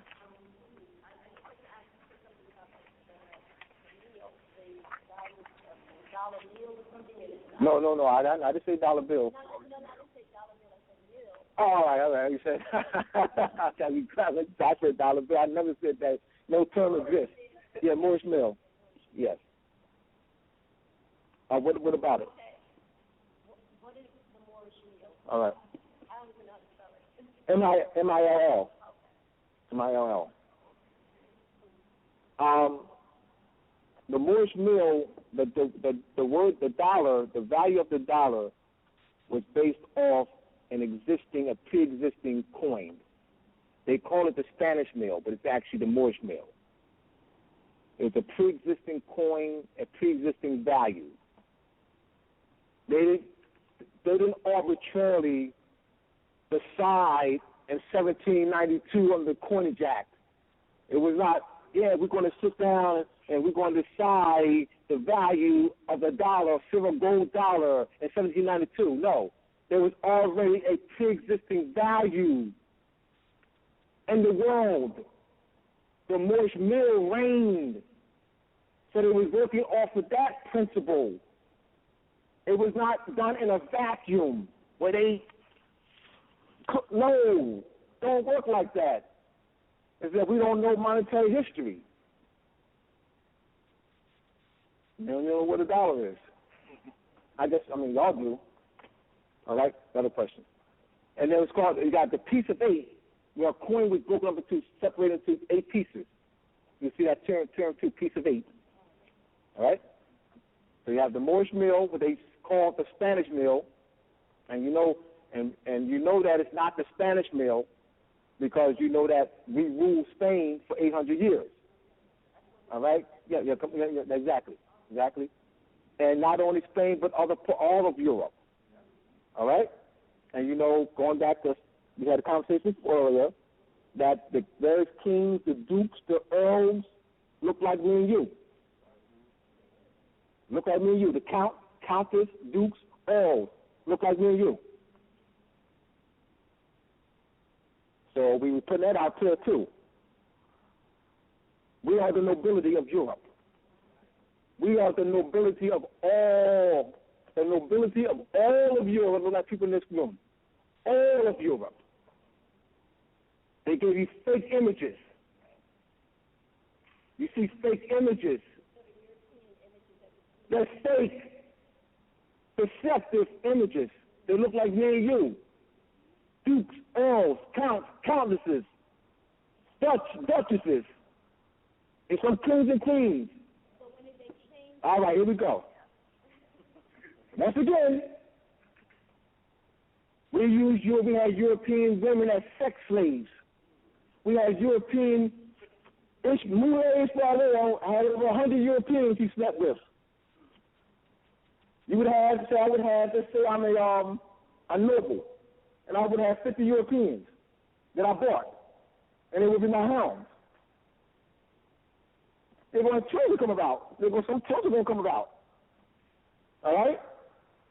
And through a process of miscegenation, all right, got lighter and lighter. But there's still Moors. Good religion is a Moor. Let's show them and they're Moors. They're amalgamated Moors, but they're Moors. They are direct descendant of the Moorish nobility. They're paying us with their fake images. Yeah, do such and such. Yeah, count such and such. But such and such. Come on. So we need to claim that too. There's nobility of all Europe. They have distorted history to the utmost. They have distorted history to the utmost. Throw those books in the trash. They're trash. They're trash. They're trash. The history books that you have in school are all trash. Burn them. They're trash. So basically, that's what we say this is like something like that. So all of Europe is our. Yes.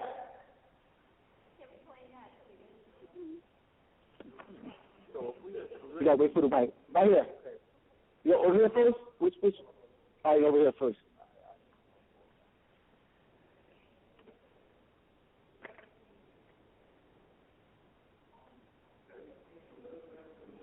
Yes. Yes. I saw a picture. I saw a site that had a picture of Henry VIII looking dark skin. They give you their images. So see what's clouding our mind, brother, is the images that they present in front of us. That's all, bro. That's all. I mean, brother, they control the institution, they control the literature, and they suppress information. Yes. They're either my complexion or your complexion. Queen Charlotte. Brother, Charlotte, North Carolina. Charlotte is named after the statue. That's named after a Moorish queen. That ain't named after a European. Charlotte is not named after a European. Charlotte is named after Moorish queen, Queen Sophia, Charlotte Sophia. Charlotte is not named Charlotte, North Carolina is not named after no European. Named after Charlotte Sophia, a Moorish queen. Talk to me. They're playing us. We got to empower ourselves, man, with knowledge of who we are. We don't know who we are. We like, well, Europeans, go back to Europe. Well, why are you telling them to go back to Europe? Hold on. Go back to Europe? That's if Europe belongs to them. You're saying, well, go back to Europe, George Bush. You don't even know who it is. I can tell you go back to Europe. Now we got you the corrupt. Go back to Europe. Then I'll be corrupt. Europe belongs to you. Don't tell them to go back to Europe. That implies Europe belongs to them. It does not. Don't tell them to go back to Europe as if Europe belongs to them. You got to be clear, Europe belongs to you. You understand this? Say it again, bro. Give me a mic, please. Please say it. I want a mic. Don't have what? We don't have a home. They're not Aboriginal indigenous nowhere on this planet. I saw the birthright as being the heir apparent nowhere. We're going to talk about the Gamaldis and all that.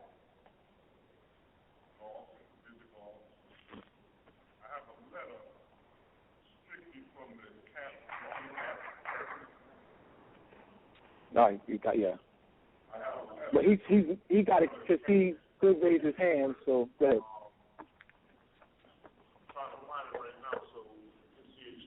Please. Right here, because he had his hand up. All right, go ahead. Go ahead, brother.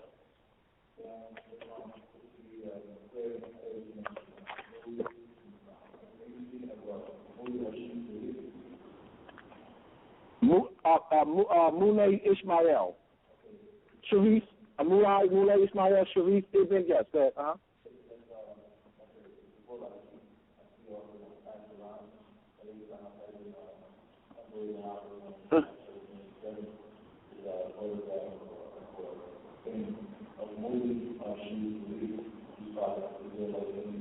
He looked like he's pale.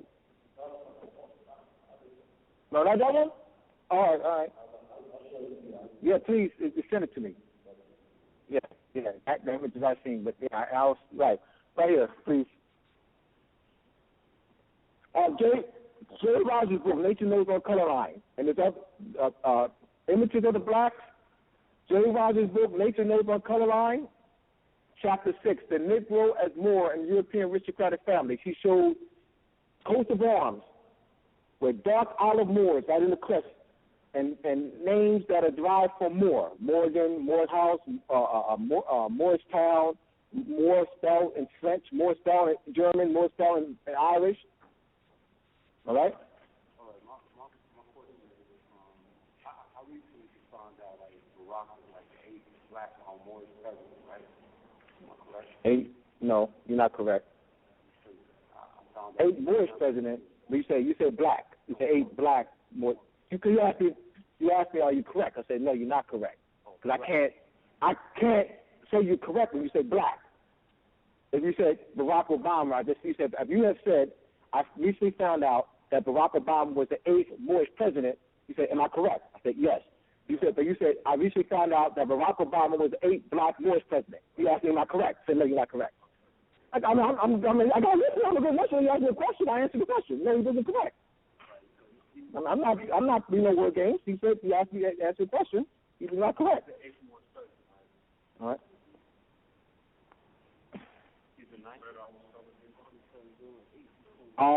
We're trying to clear this. All right. I'm trying to. Where you going with this? I'm trying to. Okay, that was my question. My question actually is, okay, so if they really don't have a home, they not from Corporate Mountains, they're not from New York. Where are they from? Where, like? Well, they were made at Patagonia, which is near in Argentina, right?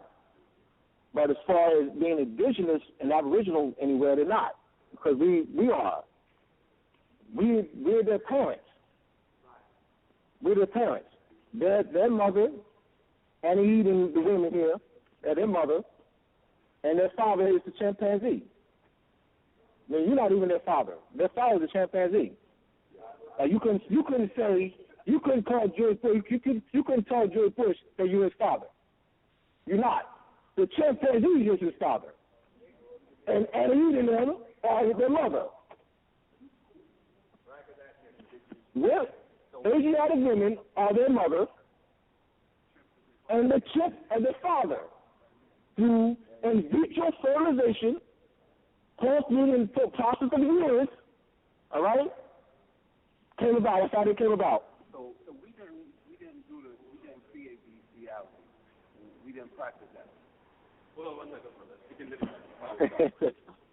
didn't practice these realities. So that's not how they came around. Like, we didn't inseminate them. It was all artificial. Like, it's artificial, right? Absolutely. Yeah, I just have to get that correct. Absolutely. I knew they drafted. I know they made. So, but right. I just wanted to get that part. Yeah. I don't remember what was wrong. Their father's a chimpanzee. And you're not, and brothers, you wouldn't be insulting them. And don't say with hate. Don't say your father is a chimpanzee. Don't say it like that. Don't say it. No. I'm saying you can still tell them that. It's the way you tell them. Don't say, yeah, your father is a chimpanzee. You call for me. Don't say it like that. Never say it like that. Say it with love. Like, have a conversation with them. But don't say it like that when you're putting them down. Tell a conversation as you're informing. But don't put them down. Yeah, you don't want it there. You don't want to present it like that.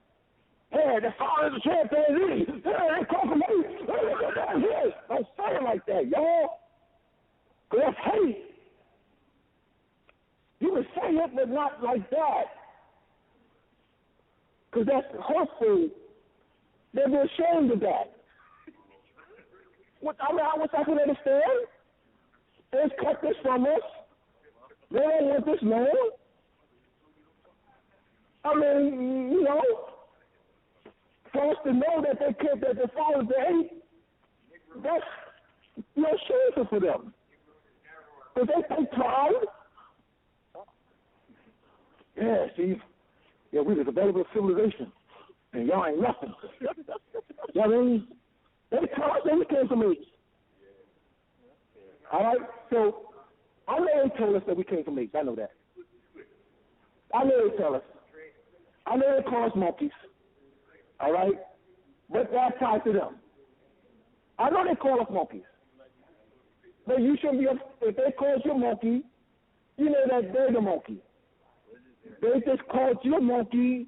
They just took what applied to them and called you that to try to hurt you, but they really are. That's all they really is. See, I thought it isn't. That's all it is.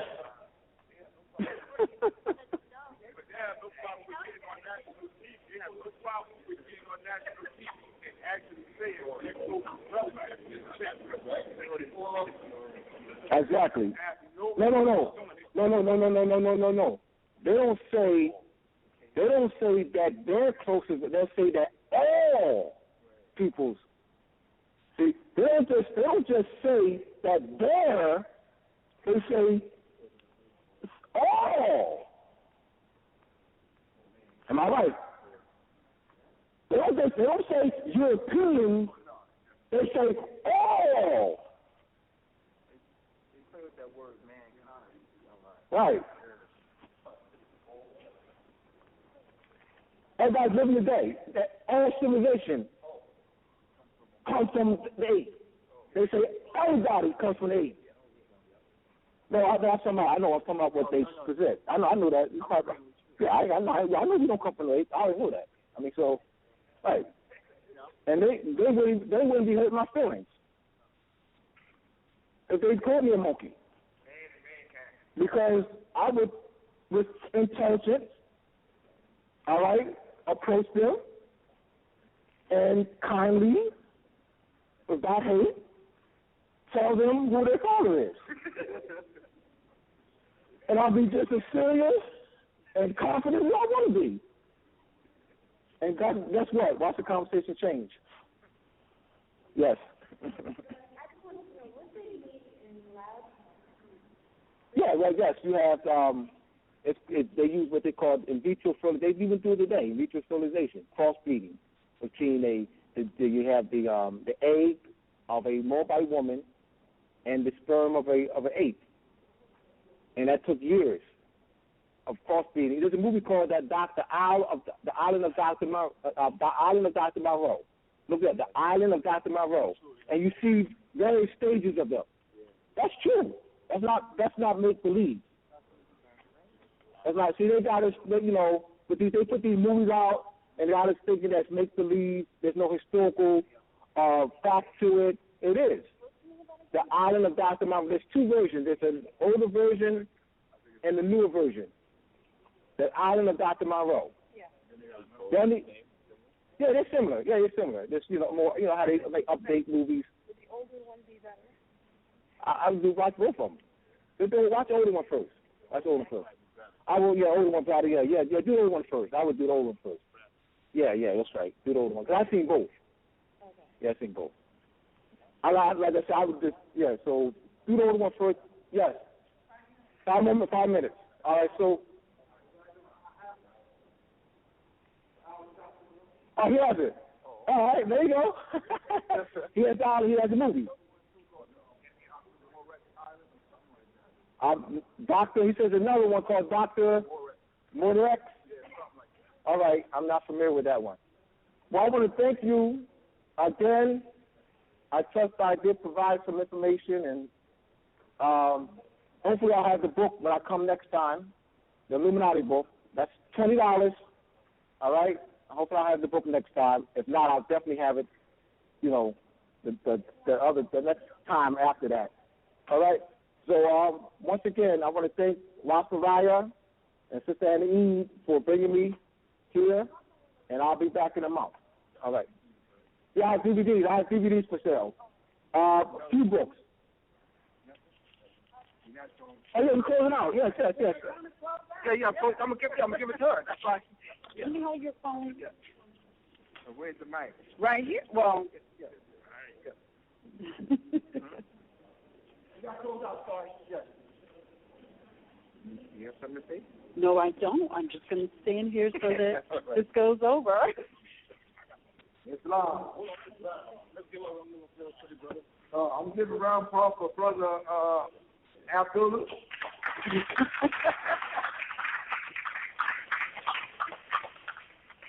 Islam. Islam. 5 on the left, 2 on the right, repeat after me. Allah, Father of the universe. Father of love. Truth. Freedom. And justice. Allah is my protector. My guide. And my salvation. By night and by day. Who is on the prophet. Where Ali. Also known as Sheikh Talib Abdullah Ali. Amen. Peace and love. Thank you. Thank you.